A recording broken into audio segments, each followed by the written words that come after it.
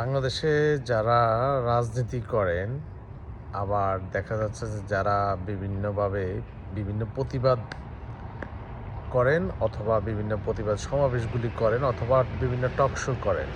তা আমার মতে আপনাদের প্রতিবাদের ভাষাগুলি আরেকটু সুন্দর হওয়া উচিত এবং শ্রুতিমধুর হওয়া উচিত এবং আপনাদের আচার ব্যবহার কথাবার্তা এবং আপনাদের দেয়ালিকা এবং হচ্ছে যে বিভিন্ন যে অঙ্গভঙ্গি এগুলি আসলে যেন মানুষকে আকৃষ্ট করে। আপনাদের উপরে মানুষের যেন অন্ততপক্ষে কোনো ধরনের খারাপ যেন ধারণা যেন না করতে পারে। আপনারা যে দেয়ালিকাগুলো করবেন, ওই দেয়ালের যে কথাগুলি হবে সেটা শ্রুতিমধুর থাকবে, অনেক সুন্দর থাকবে এবং আমি আশা করি আপনাদের আচার ব্যবহার অনেক ভালো হবে। কারণ আপনাদের যেই ব্যবহার বা আপনাদের যে কথাবার্তা এগুলোতে মানুষকে আমরা চাইলেও সেটা আপনাদের যদি লিগ্যালও হয় সেক্ষেত্রে আমরা কিন্তু সেটা কিন্তু কাউকে শেয়ার দিতে পারি না, কারণ ল্যাঙ্গুয়েজটা এত বিশ্রী হয় মাঝে মাঝে যে আসলে এটা শেয়ার দেওয়ার মতো না।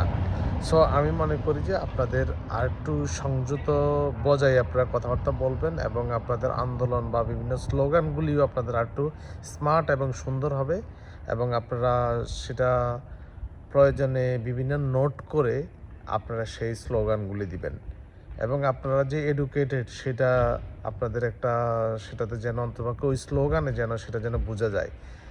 সো এই স্লোগানগুলি মানুষ যেন মনে রাখতে পারে, আপনাদের স্লোগানগুলো মানুষ যেন পরবর্তীতে দিতে পারে। সো আমি আশা করি আপনাদের থেকে ভবিষ্যতে আমরা শিক্ষণীয় জিনিসগুলি পাবো এবং প্রতিবাদগুলির সাথে আমরাও শরিক হব যদি ন্যায়সঙ্গত কোনো কিছু হয়। সো ধন্যবাদ সবাইকে। আশা করি এমন কিছুই আমরা সামনে পাবো ইনশাল্লাহ। ধন্যবাদ।